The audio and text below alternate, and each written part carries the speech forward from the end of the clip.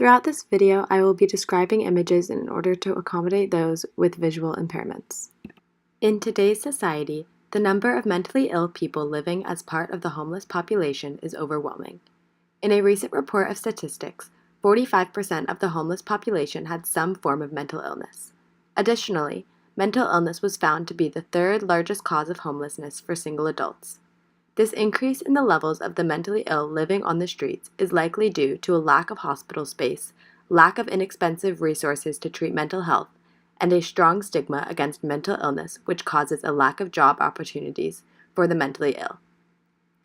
These stressful living conditions can only worsen the conditions of the mentally ill by increasing or causing anxiety, depression, drug abuse, and much more. The image accompanying this slide is a cartoon drawing of a man labeled the Poor, sitting outside of a building labeled Mental Health Clinic. We will now listen to some experiences from those with mental illnesses who suffered with homelessness. Shown on the screen is an image of Walter, a 54-year-old African-American man with schizophrenia. He is shown from the shoulders up wearing a blue collared shirt and black hat. Here is Walter's experience with mental health and homelessness. Begin quote. "I didn't want to take the medicine because I thought it wasn't pure. So what happened was they gave me a shot and I was unconscious for about 3 days." End quote. This encounter has scared Walter away from psychiatric care units.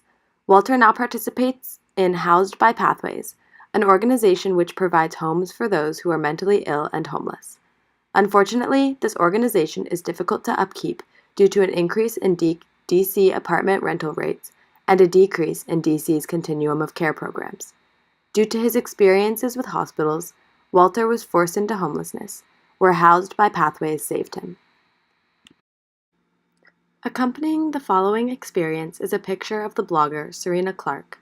In front of the picture is a blurred red shape with Serena in the distance. She is Caucasian with short brown hair and big square glasses. Here is another account of homelessness and schizophrenia from a blog post by Serena. Begin quote. "By my senior year, I was having a full-blown psychotic and manic episode. I was isolated from my community, neglecting my hygiene, and eating meals out of trash cans.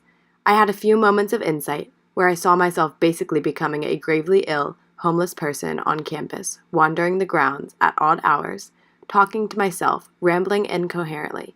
I thought to myself, this is not right. Something bad is happening to me." End quote. This reflection exemplifies the struggles that those with mental illness face while living on the streets. Unlike Walter, Serena did not have access to a program such as Housed by Pathways. A more popular blog, known as the Homeless Man blog, recounts the opinions of a homeless man struggling with Asperger's. Pictured here is Kevin Barbeau, a Caucasian man behind the blog. He is pictured here in black and white from the chest up with glasses, a white mustache, and a beard. Although unable to hold a job, this man has kept up his blog to show his struggles with mental illness and homelessness. He stresses the importance of treatment availability for the homeless and mentally ill.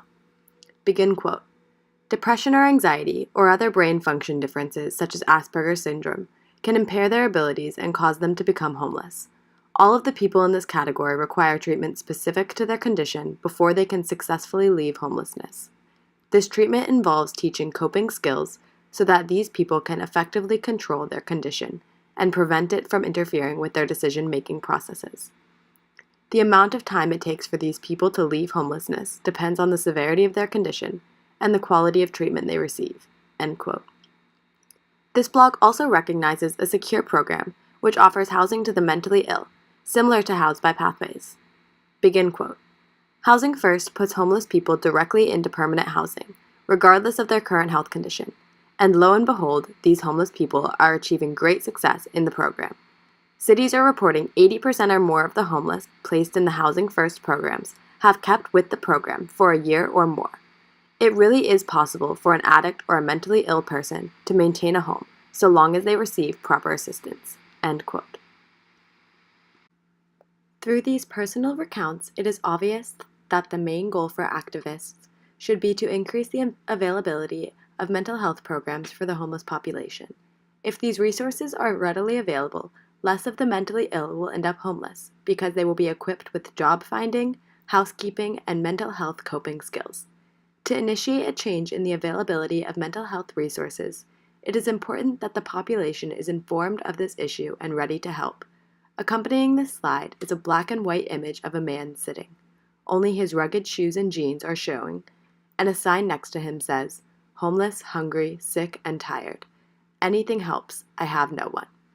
Here are some interviews with Duke students to show how society views the homeless and mentally ill population. This is Anna, an 18-year-old female from Raleigh, North Carolina. She is wearing a purple Alpha Delta Pi sleeveless shirt and shorts. She is sitting crisscross on the floor.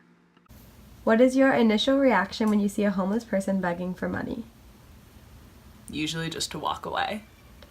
What is your initial reaction when you see a homeless person talking to themselves and begging for money or doing some other action that implies they may have a mental illness? Pretty much the same thing, just to walk away. What percentage of the homeless do you think are mentally ill? Oh gosh. 30 to 50? How would you describe someone on the streets with a mental disorder? Describe them, like physically? Yes. Well, they probably outwardly look the same as a homeless person who doesn't have a mental illness, but they're at an even greater disadvantage than they already are. Do you frequently find yourself avoiding eye contact with the quote-unquote scarier-looking homeless people? Yeah. How should we increase the accessibility of resources for the homeless and mentally ill? I don't really know what systems or infrastructures are already in place. I think mental health awareness is helpful for everyone, but especially for the homeless, knowing that atypical behaviors they might exhibit are not a product of their homelessness as much as it is just mental health disorders. This is Sarah, an 18-year-old female from Rochester, New York. She is wearing a white sweater and jeans. She is sitting crisscross on the floor. What is your initial reaction when you see a homeless person begging for money? I'm initially kind of sketched out and probably move away from them. What is your initial reaction when you see a homeless person talking to themselves and begging for money or doing some other action that would imply that they have a mental illness? I am probably even more freaked out, to be honest. What percentage of the homeless do you think are mentally ill? I honestly have no idea. I feel like a lot of homeless people, are just struggling in other ways, like maybe they can't find a job and so even though they're not mentally ill, they're still just struggling. I don't know. How would you describe someone on the streets with a mental disorder? How would I describe someone struggling on the streets with a mental disorder? They're living a difficult life. They have no way to provide for themselves unless they're forced into this situation that they don't want to be in, but unfortunately they're in it. I don't know. Do you frequently find yourself avoiding eye contact with the quote-unquote scarier-looking homeless people? Yes. How should we increase the accessibility of resources for the people who are homeless and mentally ill?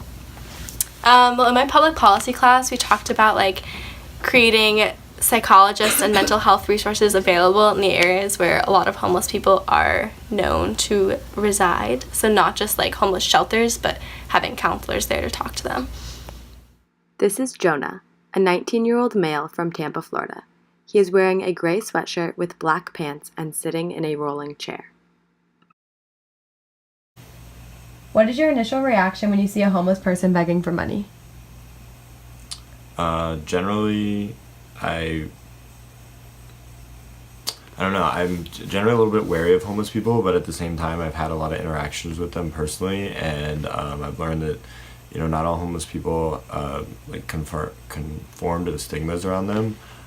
So depending on the situation, I would or would not give them money. What is your initial reaction when you see a homeless person talking to themselves and begging for money or doing another action that may imply that they have a mental illness? Yeah, so sadly, a lot of people have mental illness as a result of being homeless, and also mental illness is a lot of times what drives people into homelessness, sadly, if they don't have a good support network. But if someone is showing signs that they're mentally ill, it does make me a little bit even more cautious than I would normally be, because just in a situation where you're walking by them on the street, it's not the safest, especially if you're alone.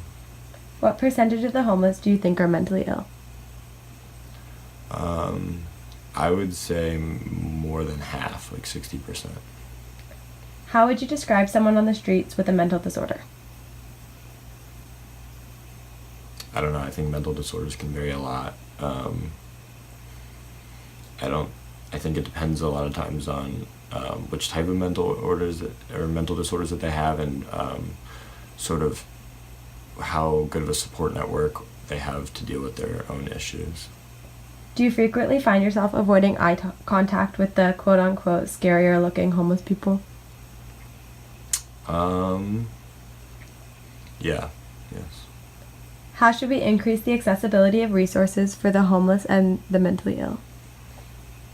Excuse me. So we basically just need a lot more sort of government aid to go towards helping homeless people. In the past, we actually did have pretty good mental health programs, and then I believe it was in the 70s when Reagan was the president, he closed a lot of the mental health institutions across America, and this displaced a lot of people who needed help that they couldn't afford, and as a result, a lot of those people today have ended up on the streets, and so reestablishing the support network that we have for those type of people would help them a lot. It is apparent that the stereotypes of the homeless and mentally ill will act as a barrier to increasing mental health resources. If everyone avoids the homeless and mentally ill, how will society work to increase the resources available to the mentally ill? If the stigma can be eliminated, the ultimate goal of increasing mental health care for the homeless will be easily obtainable. Shown here is a black and white image of a homeless man with two large bags sitting under a pile of blankets. He is alone and looks sad.